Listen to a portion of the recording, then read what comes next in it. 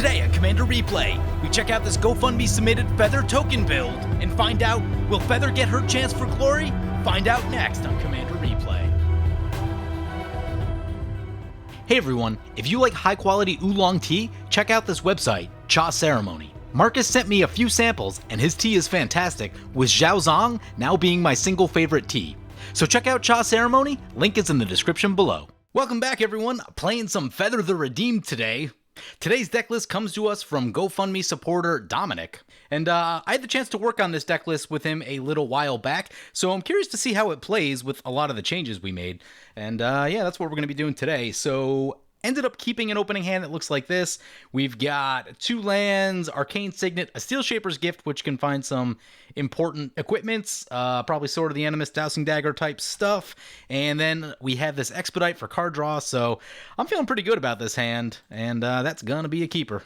Alright, so we won the die roll, we get to go first. We draw into a Krenko 10th Street Kingpin, card that I'm interested in getting a better look at, especially for like Aurelia and stuff, but we do have a strong token theme in this deck, and that's certainly a very reasonable token card. So let's see. We've got a Maria. Let's play a Maria that does come in tapped, and we'll pass the turn like that. So we've played Feather a bunch on the channel, but I'll give it a read in case anyone is new. So red, white, white for a 3/4 with flying. Whenever you cast an instant or sorcery spell that targets a creature you control, exile that card instead of putting it into your graveyard as it resolves. If you do, return it to your hand at the beginning of the next end step. So there are a lot of really cool instants that you can use to target creatures you control and then get them back. Many of them cantrip, cards like this Expedite right here, but there's a bunch of other cool things to be doing as well. And even as much as I've played Feather, I still think it's a really deep commander with just tons and tons of card options that you can slot into the deck.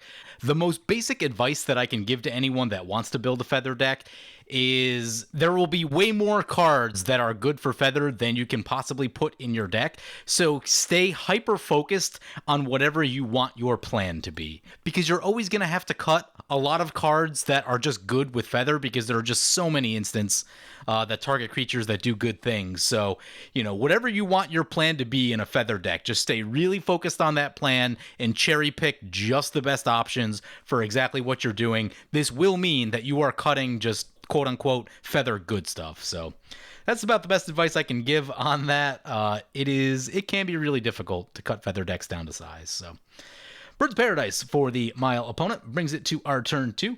We draw a Battlefield Forge. Sweet. I do like lands. Play the Fabled Passage right here. A card I don't think I've had a chance to play yet. For some reason, I just haven't really adopted it into any of my decks, and maybe it's because the paper price was kind of expensive for a bit. Haven't looked at it recently, but I assume it's still not cheap. Yeah, let's get a little red right here. Then we'll... Oh, it comes in tapped. Owned. All right. Well, that being the case, you know, I may have gone Arcane Signet if I realized that comes in tapped. We got 2 choices right here, I think are the main things. It's going to be... We got Sword of the Animus, and we've got Dowsing Dagger. Which of those do I think? I think I'm going to go Dowsing Dagger right here. This could be a Sword of the Animus type play, but, you know, I've been really kind of liking Dowsing Dagger a lot for the fact that you get a lot of mana back quickly. Sword of the Animus takes a little while to get going, and not to say it's a bad card by any means, it's certainly very good, but Dowsing Dagger has a much more immediate payoff, and that's pretty cool. Definitely a thing that I'm down for. I might go for the Krenko this turn. What are we doing this turn? What are we doing? It depends if we draw a land. If we draw a land, I might go Krenko into Dowsing Dagger the following turn. If we don't draw a land, then probably Arcane Signet. Maybe. We'll kind of see. Rakdos Signet for the Rakdos opponent. And here comes Mayael the Anima into play. Yeah, it's pretty good. Turn 2 Mayael. Still got a ways to go on activating their commander, though. That ability. Pretty expensive. There's a Zada. Okay. Play the Battlefield Forge. So with that being the case, I think I'm on Arcane Signet, Dowsing Dagger. Mayael already has blockers, so I'll just give them the plant tokens. And so one more thing about this Feather deck is this deck is geared toward a pretty chill meta. They don't have crazy stuff going on, as we talked about. So this deck doesn't need to be the most savage cutthroat Feather that's ever existed. And you know what? It's nice to play in that setting once in a while. I play in different settings here and there, and there's just like sometimes there's a different level of stress that occurs when you're going to be playing against strong decks. You know that you're going to have to build your deck really strong. You're going to have to leave a lot of fun stuff out. You know that you're going to have to pilot really well when you're playing the game. Sometimes it's nice to be able to just like play something and not have to worry about every single threat being blown up. Otherwise, you lose the game. It's a nice thing. Here comes a Primal Rage for opponent. So anyway, yes, I think we're looking at a very mid-power kind of feather deck. Nothing too crazy here. Not trying to just delete someone on turn 5. Opponent's going to come at us with the Mayael. Send a little message their way after all we've done for them. We'll take a hit for 2 from the Mayael. Ooh, there's a Faith Shield. That's exactly the card I want. Ooh, yeah, what are we doing? Okay, I think Feather. Yeah, let's just get our commander in right here. We could expedite and poke someone for 3 in the long run. I don't think that's the best plan. I'm going to hold up Faith Shield until a point where everyone's tapped out and doesn't look like they're going to shoot Feather for any reason. Then we'll try to get the card draw with Expedite. We'll take a look at what our opponents are playing today. First up, we have Chaotix 2075 piloting Inalla Archmage Ritualist. It's 5 mana for a 4/5, has Eminence. Whenever another non-token wizard enters the battlefield, you may pay 1. If you do, create a copy of that wizard. Haste and exile it at the beginning of the next end step. Tap 5 untapped wizards you control. Target player loses 7 life. Of all the Commander 2017 commanders, this is the one that I've seen the least of. I know there's some like combo-y stuff in there. I know there's a ton of value. I don't actually know what Inalla does to win the game. There's probably some stuff with like Narumiha gets kind of wild. I know there's some other wizard combos like in Mono Blue. I assume those are present. At least in a standard Inalla build, Chaotix tends to build things off meta, so I'm not sure what he's up to exactly. Probably some super janky combo that we're going to want to watch out for. Here comes Rakdos, Lord of Riots. Opponent does have a Cryptolith Fragment in play, so tapping that does allow them to easily cast their Rakdos. Yeah, Rakdos is a pretty good card. We should actually be like a little bit nervous about that. Being piloted by Zombie Caller 4/2 today. Here comes a Dread Presence, also pretty good. But yeah, Rakdos, it's a 6/6 flyer, and creature spells they cast cost 1 less to cast for each 1 life your opponents have lost this turn. Really good with colorless creatures and Eldrazi. Yeah, the best builds of Rakdos, you see some Eldrazi into play pretty quickly. Opponent drops a swamp, gonna get a Dread Presence trigger, gonna draw a card and lose life. Sounds good to me. Chaotix is just holding 4 mana up over there. I don't know how I feel about that. Opponent's deciding whether they need to gang up on us already or not. We have the most permanents, apparently. Alright, well, it's going to be that kind of game. Then I guess we're holding up Faith Shield. Not going to be able to get this Expedite off this turn. Opponent has Trample Defenders. 2 abilities that cancel themselves out. That's a Rogue's Passage for the Mayael. That's the type of card that maybe not so impactful right now, but a few turns from now, when big stuff starts hitting the battlefield, that can matter quite a bit. There's a Cathar's Crusade for opponent. That's also a card that's like, you should probably kill that. It will kill you if you don't answer it. There's a Negate from Chaotix. Excellent. You want what that Negate is not doing? Countering our spells. Love that. Love that. Ooh, do we think he has another counter spell? He's got a black and a blue open. Ha. Do we try and go for the risky? I don't think it's worth it. He might be playing Control or some nonsense like that. I don't know that I've ever seen Chaotix fire off a Negate this early in a game. And he's going to get poked for 2 with the Mayael right here. There's a Weathered Wayfarer. That's actually a pretty sweet card. Oh, you want what we can do? Opponents have more lands than us. So we can go Weathered Wayfarer, hit it with Expedite. We'll get the Feather ability. We draw an Enlightened Tutor. We will activate the Weathered Wayfarer. We can get any land in our deck. Yeah, Weathered Wayfarer, pretty sweet. We do need to get something untapped right here. See what our best options are. No duels in this deck, but that's okay. We can get this Command Tower. We have an Emeria also. We really do need the untapped land, so I think it's just going to be Command Tower. Play the Command Tower. Now, this is a little risky. Could get us on the Dowsing Dagger right here. Hopefully we don't get punished. But I'm happy that we made our land drop. I think we're going to do some Ataxies. Well, it's not going to be the Rakdos. KO's got open mana, so I think Sean piloting the Mayael deck is where we going. Pray that this flips over. Sweet, we hit 5 damage. Dowsing Dagger flips over, and that is some pretty serious mana ramp. Hope for no strip mines. They are a thing that do happen periodically. And we'll pass the turn like that. Now, we'll be a little bit awkward, just because we can only make one color of mana with Lost Veil. So, assumingly we would do something like Faith Shield and Lighten Tutor all in one shot. But be a little bit awkward this turn. But next turn, if we can hang on to this Lost Veil, that will allow us to cast Krenko or some other stuff. And then use our other lands to hold up the Feather spells. Oh, you want to know what card's crazy against Feather? Rhystic Study. Here comes a Rhystic Study for Chaotix. Yeah, it's pretty bad for us. We are going to feed him so many cards. Ooh, he taps out right here. All right. That negate not getting used on us, huge. So huge. Now, Cathar's Crusade is a card that you need to counter. That card will kill you. So that worked out for us. Hey, you want to know what card will also kill you? Rakdos and any creature in that deck. Everyone wide open to a big Rakdos hit right here. Palace Siege for opponent. Triggers the Rhystic Study. See what mode they go for. It is a cool card. I think it could see a little bit more play than it does. It's a little clunky at 5 mana, but it still does cool things. Goes for Dragon's mode. At the beginning of your upkeep, each opponent loses 2 life and you gain 2 life. So just going to try and drain us out slowly. Yeah, I guess that makes sense with Rakdos. Seems pretty good. Here comes a treasure map, also into the Rhystic Study. Not paying. Dread Presence coming our way. Yep. No attacks with the Rakdos. Interesting.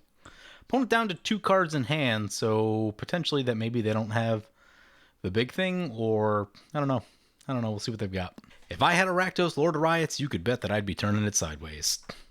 A 4-mana 6/6 flying trample is just not a thing that you run into very often.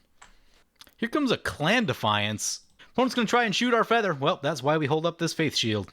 Sometimes you got to have faith. We can pay for the Rhystic Study right here. I love Faith Shield. I run this in a lot of decks now. It wasn't until I started playing Feather that I kind of stumbled onto it, but it took me a little while, but eventually I was like, wait a second, this is really useful for a lot of other decks, because at some point in the game, someone's going to try and shoot one of your things. And this says, protection from any color for any permanent you control. We need to protect from red right here. Just so good. And then we'll fire off the Enlighten Tutor. Can't pay for the Rhystic Study on this one. We have exactly 8 mana, which that could be Sunforger territory. Here's our choices. Mana Rocks, Aria of Flame is pretty cool. Sword of the Animist, Sunforger is very sweet. I think our choices are really down to Sunforger and Aria of Flame. This deck is really built around the Final Fortune Chance for Glory combo, so I think it's going to be Sunforger.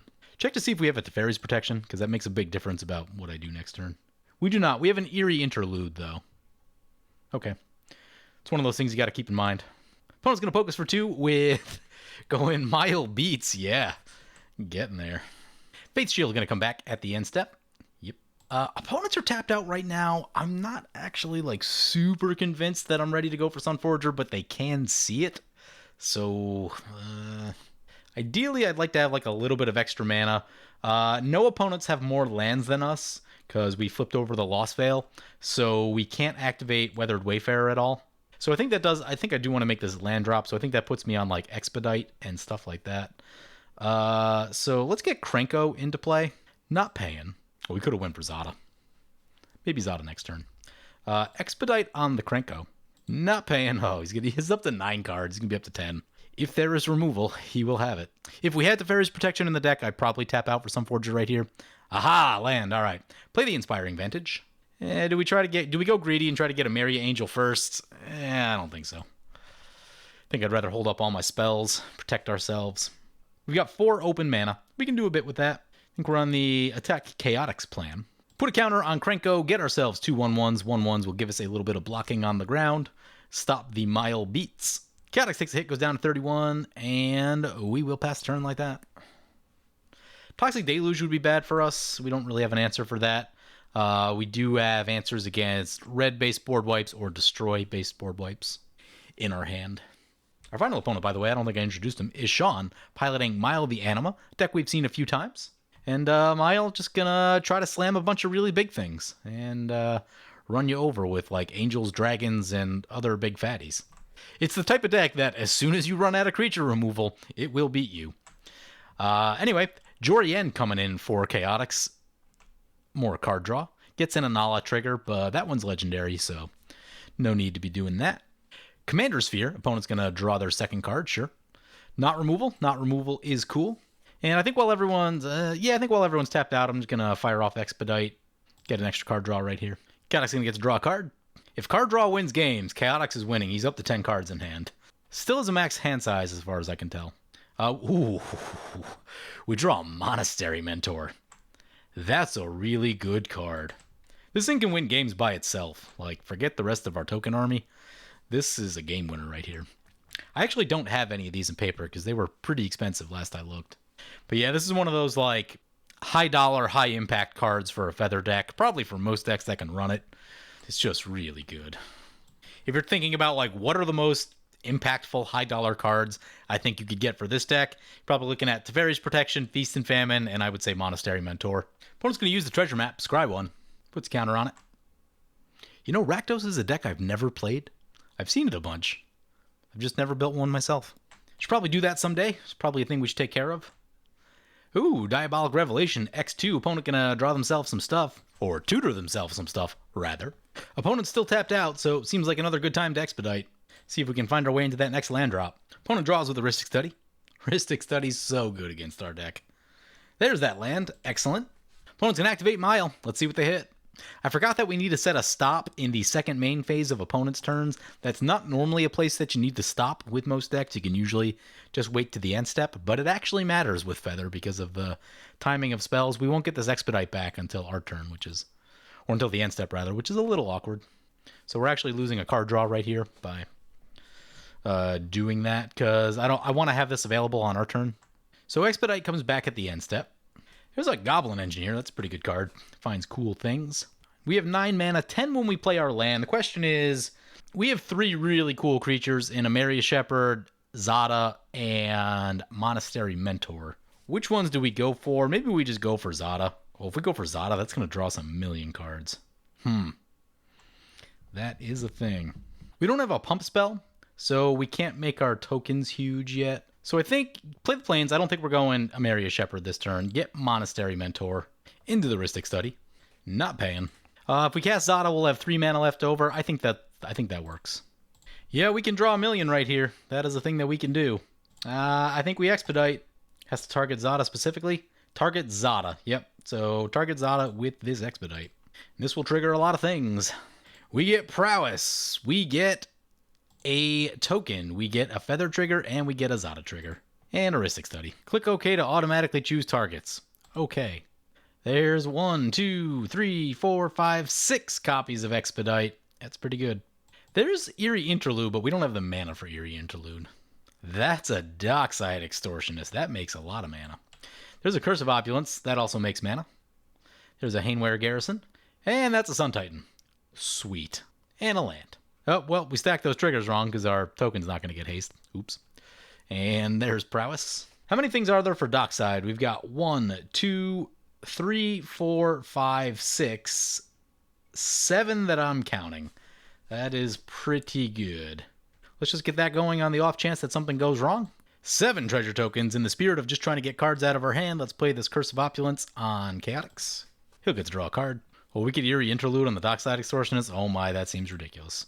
That does seem ridiculous. Well, we can give all of our things double strike. That seems pretty wild, right?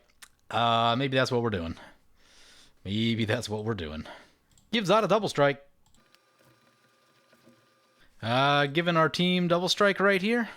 By the way, I talk about the fact that people don't run enough board wipes. This is why you should run more board wipes, because things are getting wild. Like, this is not the craziest Feather deck that's ever existed, and, you know, it's turn 7. By this point, someone probably should have fired off a board wipe. Especially since, like, someone did take a shot with some spot removal, which failed because of our Faith Shield. So, like, you know, board wipes are generally harder to protect against. And one of the big questions with this deck is, you know, things like Faith Shield are great, but do not protect you from the board wipes unless they're red, where you need other answers for the board wipes. Ajani's Presence gives you Indestructible, but is less good against Swords and Path and that sort of stuff. So, you know, that's kind of one of the big ways that you can beat a Feather deck, is just having the right type of removal in hand. 9 cards in hand, 2 that are going to come back. Ooh, that's going to be a lot of discarding. We'll just send everything to Chaotix. He's got 15 cards in hand. Krenko will get a counter. Curse of Opulence will trigger. I don't actually know how much damage this is. We'll see how this goes. Chaotix survives at 4. He'll get another crack at it. But we have a lot of protection lined up. We could do the feather trick and try to like save some of these cards, but we have so much stuff right now, I just don't feel like we need to do that. So Expedite and Boros Charm are going to come back. He's going to Mystical Tutor. Sure. We got a gold out of the deal, so we have 5 total mana. Oh, apparently I didn't have a stop on my own end step, so there's that. Looks like we'll be discarding some stuff to hand size. I was going to try and save 1 or 2 cards, but we're going to be all right here, I think. Get rid of Maria, Angel. I don't think we need the Goblin Engineer. We've got all of our cool artifacts already. That's 2. We need to get rid of 2 more. Hayward Garrison, we can get back with Sun Titan, not too worried about it. And I guess the land. I don't usually like to give up the land, but I like having that next land drop lined up. But, another Expedite on Zada, and then we will surely find another land. So, Beseech the Queen for Chaotix. A board wipe would actually reset all of our tokens, because the tokens aren't going to come back. So that does cut down the amount of things that'll happen. I mean, it doesn't stop us completely, but it does reduce the amount of damage that we can deal. The opponent whiffed with the Mayael ability, by the way. I think they did. Ouch. Just noticed that. Yeah, still why I don't have the most love for Mayael. It will do that. Chaotix gets a Mirror Gallery. What? Mirror Gallery. The legend rule no longer applies, so I do believe he is on Inalla Legendary Wizards. Make copies of Legendary Wizards. I think he's also banking on the fact that someone else has the board wipe. Always a dangerous notion. Whenever I do that, it does not seem to work out for me. Chaotix got a discard down to hand size.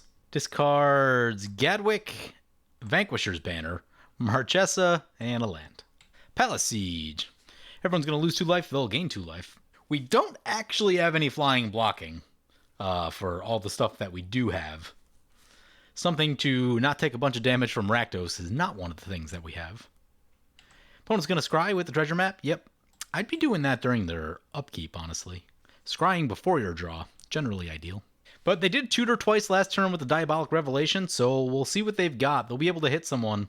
Ooh, Chaotix down to 2. Yep, so Chaotix is now under pressure from the Palace Siege. No attacks from Zombie. Said they've drawn a bunch of lands. Yeah, that's why you want to scry first with the map during your upkeep. Garrick's Harbinger coming into play. Hexproof from Black. Deals combat damage to a player Planeswalker. Look at that many cards from the top of your library. Reveal a creature card or a Garrick Planeswalker from among them. Put it into your hand. Rest on the bottom. Does a lot for 3 mana. Pretty cool. Crystalline Giant coming into play. Interesting one out of Ikoria. At the beginning of combat on your turn, choose a kind of counter at random that Crystalline Giant doesn't have among Flying, First Strike, Death Touch, Hexproof, Lifelink, Menace, Reach, Trample, Vigilance, and a +1/+1 counter. Put that counter on the Crystalline Giant. That thing's got to be terrible trying to actually select abilities. So they will get an ability on their combat here. Gets First Strike and has Trample from the enchantment. Brings it back to our turn. There's Fight as 1. What does this do? Target human creature you control gets +1/+1, indestructible until end of turn. Target non-human gets +1/+1 and indestructible until end of turn. Yeah, it's pretty good for a feather deck. We've got a bunch of goblins. These are non-human, so I think we're on the non-human one. We'll go for these. Since this is a Sunforger deck and we have the opportunity to do so, I'm going to show them the extra turn, and then, once they see the chance for glory, I think everyone's going to be good to scoop it up here. We get a bunch of triggers. Prowess, Prowess, Prowess, and a 1/1 token. Opponent's going to Field of Ruin or Lost Veil. Sadness. That is the risk of Lost Veil, and that's where Sword of the Animist is safer. But, I mean, how much mana did Lost Veil make us, even in this relatively short game? A bunch. Let's get Plains. Not paying for the Rhystic Study. Equip to the dockside right here. Pay some mana. Use Sunforger. Yeah, I'm just going to go for Chance for Glory right here. I think showing them the extra turn.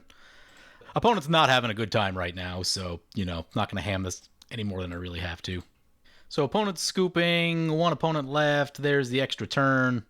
We'll turn everything sideways. Krenko trigger. Give Zada double strike. That'll trigger a bunch of things. Zada will copy stuff. That is many Boros Charm triggers. Can't auto the copies. Interesting. I would normally Faith Shield right here for the protection, but it'll take several more minutes for all those triggers to resolve. So I'm not going to do that. Down they go. Yeah, Feather pretty good when Feather can stay in play and no one really interacts with you.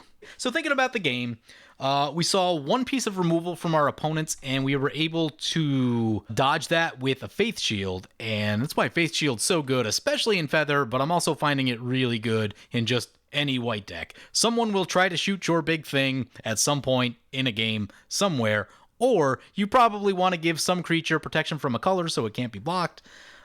Just a really impactful card for 1 mana. I've been having a really good time with it. And best of all, it's under the radar, so no one expects it to be coming. So it's been really, really good for me. As far as the game, we saw opponents fire off 2 different tutors, and none of them went for removal, which I think is a mistake on their part. Even in a casual setting, you do need to play some board wipes. Commanders and cards are so strong now that you can't just let someone have everything that they want in play. They will be able to do powerful things. Like, there are just too many powerful cards to just let stuff sit in play unchecked. So, you know, the fact that we dodged the first piece of removal and then there was no follow-up just allowed us to steamroll the table. If either player had gone for a Toxic Deluge, there were points in the game where we were very weak to a Toxic Deluge, and that would have completely changed the dynamic of the game. Like, it would have been just a way different game. You know, if we had lost some of our stuff and had to rebuild and, you know, taken the time to do all that. So just a light removal kind of game, and weird things will happen in that. I will also say that I think we had a really good opening hand with this deck.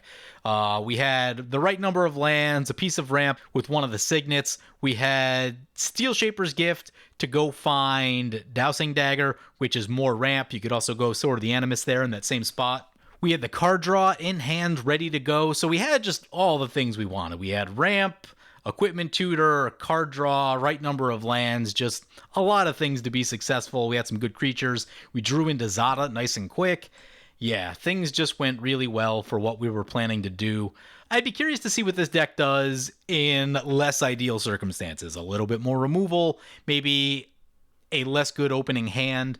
That's kind of the things that'll probably tell you a little bit more about what the deck needs. So in general, it's not always the easiest for me to evaluate a deck when you just steamroll a table and you don't run into a lot of resistance. I think resistance from your opponents is really the thing that tells you what kind of deck you actually have and what things you need to do to improve your deck. We didn't run into so much of that, so I don't have tons and tons of feedback right here, but there are a few little things that I noticed. I counted about 10 pieces of ramp. Feather is a mana-hungry kind of deck, so you can always add more ramp to a Feather deck. I remember talking about it with Dominic as we were going through it.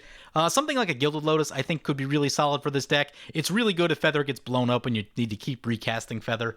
And not that it's a must, but we saw what the Lost Veil did. Gilded Lotus, essentially the Lost Veil with less conditions, having to flip it over and all that stuff. So let's think about it. I think we flipped the Lost Veil over on turn 5. I'd have to go back and check, but I'm pretty sure it was turn 5 if I'm recounting the game in my head correctly. That game ended on turn 8. If we did indeed flip that over on turn 5, that would have made us 12 mana, and we would have netted 8 mana off of it for the 4 that you have to pay to get it into play and equipped. So, you know, 8 extra mana is a really big deal, especially in like a relatively small time frame. And, you know, these things that produce 3 colored mana, also Thran Dynamo, I'd probably still run a Thran Dynamo in my Feather deck. I know it's a little awkward with the colorless mana, but Thran Dynamo is still so powerful. Just that extra mana production. Feather always has a place to spend more mana, so I really like lots of mana production in a Feather deck.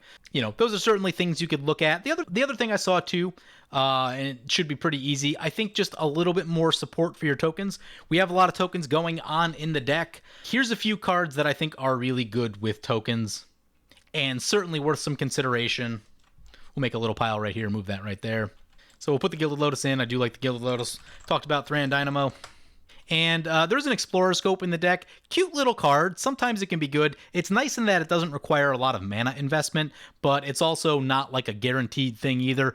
I don't have a lot of love for cards that don't give me like a very measured result, so I would probably put a Thran Dynamo or Gilded Lotus in place of that personally. But I get it. It's really cheap. It's easy to get into play and just kind of do that whole thing, so there is some value to that as well. But some cards that I might look at if you're wanting to really go in on the token plan. We got Legion Warboss, Goblin Rabble Master, Loyal Apprentice, I think these are fantastic token producers because they don't require you to do that much. Loyal Apprentice, you need your commander in play, but you're trying to keep Feather in play anyway. The other two, they just sit there. For every combat, you get another goblin. And I think they're really, really good for that. So those are some things that I would look at. They are really good token producers. Generally going to be a little bit quicker than Hainware Garrison. Nothing wrong with Hainware Garrison. And you can also try to live the dream of running Hainware Battlements and trying to flip that over. Colorless mana, a little awkward in this deck. Careful with that. But I think these are some really cool creatures that produce tokens very easily. But then the other thing, the main thing I wanted to get to is things that pump your tokens. I think we need more ways to like kind of get there with our token plan. So we've got Titan Strength. We've got Samut Sprint. For obvious feather choices, I would probably look at like an Invigorated Rampage. I think is certainly very interesting. Brute Strength is very interesting. Brute Force, also fantastic. And I'm sure there's a few more of those that are kind of the feather options for tokens. So, you know, maybe one or two more of those. But I think the big thing that I think a lot of people tend to forget about when they're playing a feather deck is just other stuff that's good with tokens. You could think about a Cathar's Crusade, one that we saw in the game. This is obviously going to be very good with tokens and should give you like an easy way to close out the game. Elesh Norn is absolutely ridiculous with tokens. I know they're not the cheapest, but something to think about. Adriana. I'd probably run an Adriana if I were going a full token build with Feather. That melee ability, even though it's a little bland, can be very powerful. But beyond that, even things as simple as just like Glory of Warfare, Dictate of Heliod, just some nice powerful Anthem type effects to really make your tokens impactful. I wouldn't say no to an Iroas either, just so your tokens don't die in combat. Now, this is a lot of cards. This is 14 cards right here. I would not add all of these. Like, I'm not saying switch out 14 cards. I'm just saying, I'm kind of just like saying, I would want some number of these things in the deck also. I'd probably go for like a Gilded Lotus, maybe go for the Goblin Rabble Master or the Legion War Boss, depending on which one you like more. Probably add like the Invigorated Rampage, and then maybe like 2 or 3 of these like Cathar's Crusade, Elesh Norn, Adriana, Glory of Warfare type things. You know, just something that's going to allow your tokens to punch through nice and easily, really make the damage impactful. In other words, token support. Anything that's going to support your tokens, I think is going to be very good. We've got Aurelia for the extra combat. Can always appreciate that. What would I actually cut to get some of these things in the deck? Ameria Angel seems a little bit underwhelming to me in today's current climate. I think it's just slower and less efficient than a lot of the other token producers now. The one thing that it does do, it does give you flying tokens, and that is actually really helpful. Like, there was a Rakdos running around, and under normal circumstances, you'd expect Rakdos to be coming in at you, and, you know, you'd probably want some blockers for that. It does have Trample, which, you know, sure, tokens aren't the best against Trample, but as far as things that I would actually cut, I'd probably say this Ameria Angel. I know it's a cool card. I just don't think it's quite as good as it used to be. Talked about it a little bit. Explorer Scope isn't really my personal style. I like things with a very measured result. If I'm playing a card whose job it is to ramp, I want to know that it's going to ramp consistently. Oblation isn't really my favorite card. I could live without that. You've got Chaos Warp, you got Generous Gift. I feel pretty good about those. Newer cards, you got Dismantling Wave and Heliod's Intervention that are also fantastic pieces of removal. Curse of Opulence, I still need to see more. I'm not sure that it like needs to be in this deck. I think it's reasonable. I don't think it's bad by any stretch. The question of whether like it really needs to be in here, not sure, but I don't think it's bad by any stretch. The Goblin Engineer, I wasn't super impressed with seeing it in this game. However, we did run into Steel Shaper's Gift and Enlightened Tutor, so we didn't really need to tutor for equipments. This is a very reasonable budget Stoneforge Mystic, and the Dex Builder was on a little bit of a budget. They couldn't just jam every single like crazy expensive card in here, Feast and Famine, Fairy's Protection, all that stuff. So, you know, this is a very reasonable budget replacement to those. But the one thing I've noticed is that there aren't a ton of artifacts in the deck, so like, you know, would you really want to give up a Signet for certain things? I don't know. This one was feeling just a little bit iffy for me. If there were a few more artifacts running around, if you have something like a Loyal Apprentice running around, then it's really easy to throw an artifact under the bus and get whatever equipment you're looking for. Certainly not bad. But maybe just a little bit less good than some of the other things that I saw. I'm a big fan of Stonehewer Giant. If you want equipment tutors, that's That's my jams for about $8. That thing is going to do some real work for you. So these are the 4 that I would get rid of. I think they're the 4 that are probably just a little bit less good than everything else that's going on. I get it, that doesn't bring the deck down to 100. You'd have to, kind of filter through some of these options, pick the ones you want the most. But yeah, I would probably get another bigger piece of ramp. You can never have enough ramp in a feather deck. Get another token maker, then get a couple token payoffs, Cathar's Crusade, Elish Nor and Adriana, Dictate, Glory of Warfare, maybe even an Iroas, depending on what's in the budget. Like I said, just to give your tokens some meaningful damage when they go to combat. And of course, maybe another extra feather spell too. So anyway, yeah, hope you guys enjoyed the video. As always, feel free to comment, like, or subscribe. Thank you for watching. Hey guys, in addition to my TCG affiliate player link, I now have an affiliate link with Flipside Gaming, an LGS from my hometown. You can use the promo code REPLAY to save 10% on your next order over $10. Both affiliate links are in the description below. The 2020 GoFundMe is active. If you want to do one-on-one deck reviews with me, or get one of your decks played on video, be sure to check out the link in the description below. I want to thank my awesome Patreon supporters. We have one new Patreon supporter in Ada B.